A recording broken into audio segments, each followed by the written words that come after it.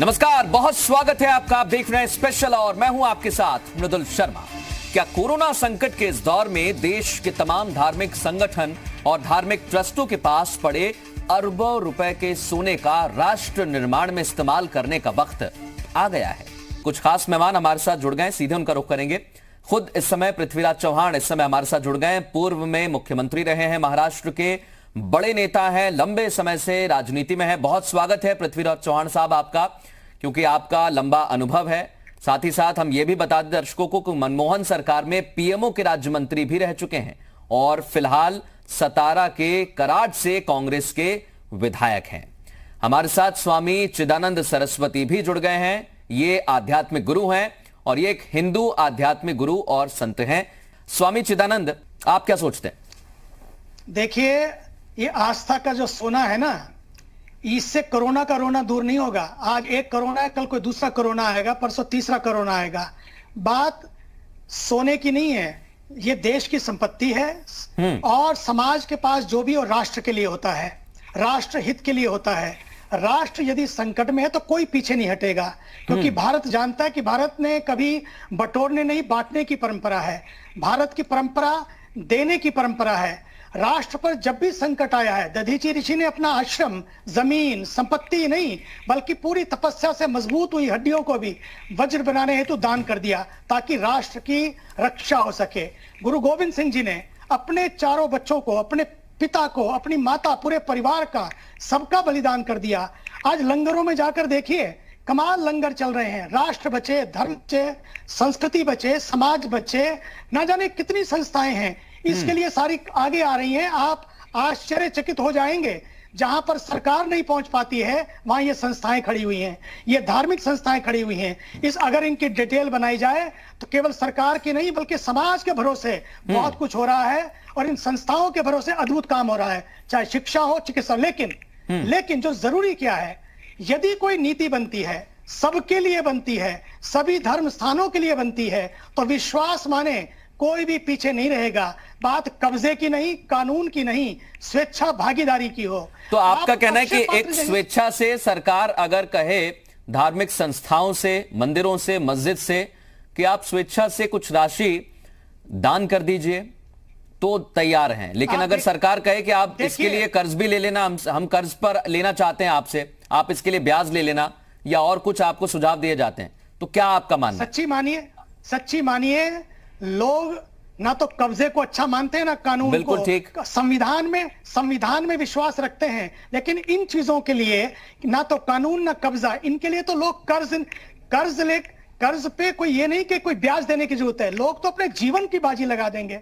आप देखिए, मैं बहुत सारी संस्थाओं को जानता हूं। जब हमारे पास ये कोरोना की बात आई, परमार्थ निकेतन ऋषिकेश ने पूरा का पूरा हॉस्पिटल, पूरे अपने योग सेंटर, पूरे अपने सत्संग हॉल, पूरे अपना बहुत बड़ा आश्रम है, लेकिन पूरा का पूरा वो जो पिछला सारा एरिया है वो सौंप दिया आइसोलेशन सेंटर के लिए। क्यों? इस समय यही योग है, यही ध्यान है, यही ज्ञान है। दूसरी बात, आज यदि ऐसी बात आती है, कोई नीति बनती है, सरकार बनाती है कि नहीं सभी संस्थाएं इस संकट के समय आगे आए और पूरा समाज खड़ा हो जाए, पक्का मानिए परमार्थ निकेतन में सबसे पहले मैं कहना चाहता हूं, जितना सोना होगा अपने पास वो सारा का सारा आपका, पक्का मानिए इस राष्ट्र।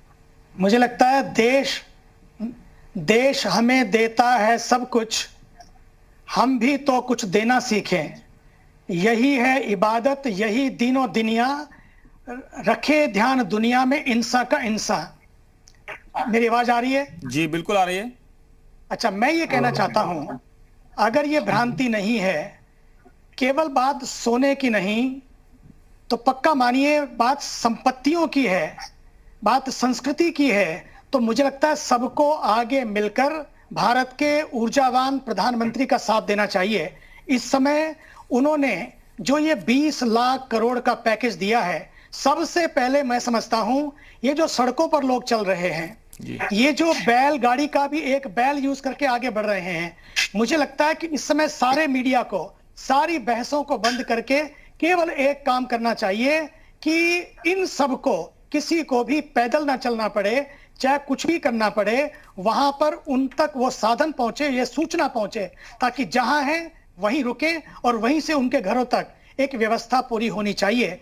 तीसरी बात यह है, ये पक्का मानिए, अगर ये कोई भ्रांति नहीं है, किसी जाति, धर्म और संप्रदाय के लिए नहीं है, देश के लिए है, राष्ट्र के लिए है, आप ये पक्का मानिए, पूरा देश खड़ा होगा और पूरा देश संवेदनशील है, हमारा देश सृजनशील है और हमारा देश करुणाशील है। हमारे देश के पास जब जनता जगती है, पूरा राष्ट्र जग के खड़ा हो जाता है, ये हमने देखा है। इसलिए पहला काम हो, जो सड़कों पे चल रहे हैं, जो लोग घरों में बैठे हैं, उनके लिए योजनाएं बनती रहें, लेकिन जो सड़कों पे चल रहे हैं उनको ना चलना पड़े, वो उन तक राशन पहुंचे या अन्न पहुंचे। हालांकि मैंने सुना है, आदरणीय योगी जी को भी देखा है, उन्होंने कहा जो जहां है वहीं रुके, सबकी व्यवस्था होगी। सभी सरकारें ऐसा करें।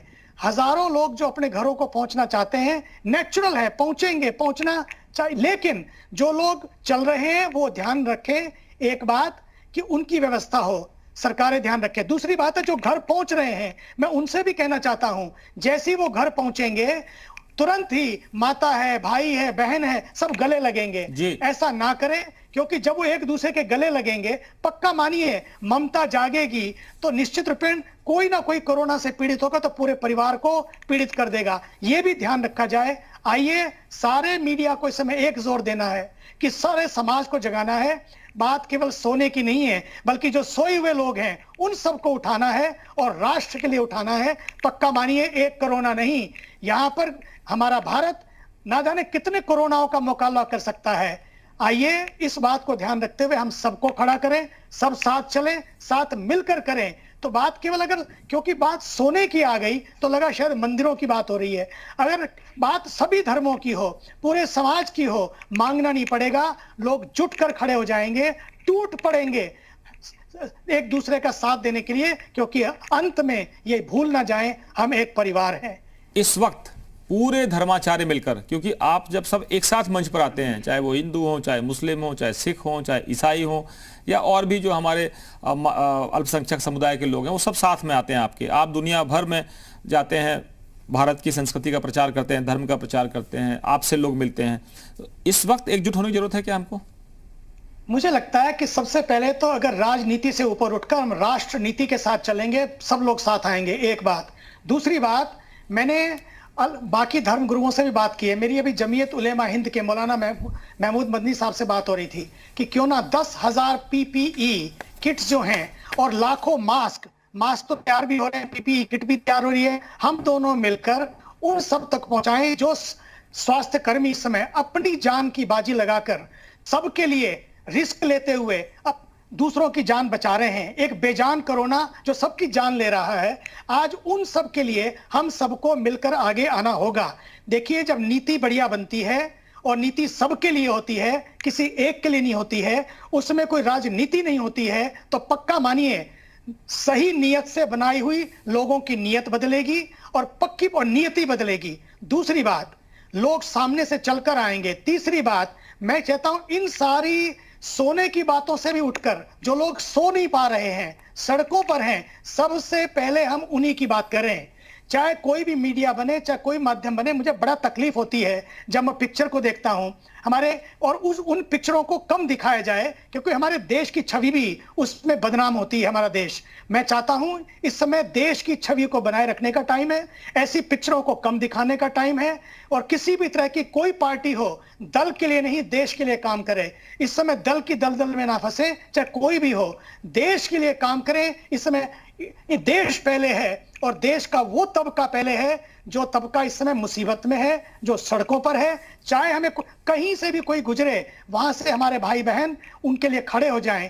आपके जहां तक बात परमार्थ की है, मैंने आपको कह दिया है, जब भी यदि कोई नीति बनेगी, बात सोने की नहीं है, बात संपत्ति की नहीं है, बात संस्कृति की है। जब भी कोई बात नीति बनेगी, परमार्थ निकेतन सबसे पहला जितना भी सोना होगा, चाहे भगवान के मुकुट में होगा, पक्का मानिए वो देने के लिए तैयार रहेगा। जब पालघर की घटना हुई, इसी महाराष्ट्र में पालघर की घटना हुई, तो मैंने उस दिन भी कहा था कि जो ड्राइवर की पत्नी या उनके दोनों बच्चियां, उनके लिए बेचारों का क्या होगा। अगर उनको भी चाहिए, हम उनको भी यहाँ सेवा के लिए ले लेंगे और उनकी दोनों बच्चियों की पढ़ाई हम वहां पर करवाएंगे।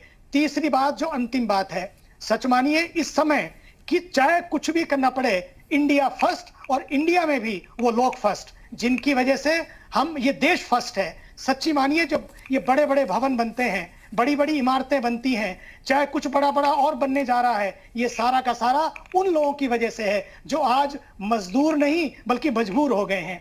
मजदूरी करना बुरा नहीं है, लेकिन मजबूरी बहुत बुरी है। आज उन मजदूरों को हम मजबूर ना बनाएं, उनके लिए चाहे कुछ भी करना पड़े हम करें। और इसलिए भारत के प्रधानमंत्री जी ने सबको आश्वासन देने के लिए ये 20 लाख करोड़ की जो बात की है, मुझे लगता है कि हमारे देश के 133 करोड़ लोगों में ये बहुत थोड़े से लोग हैं जिनके लिए अभी हमें सोचना है। बाकी सब तो पक्का मानिए, ये भारत की जनता में ये ताकत है, वो अपने पैरों पे खड़ा होना समझती है, जानती है और पैरों पे खड़ी होगी। बहुत बहुत शुक्रिया जनाब आपका भी, तनवीर जफर साहब।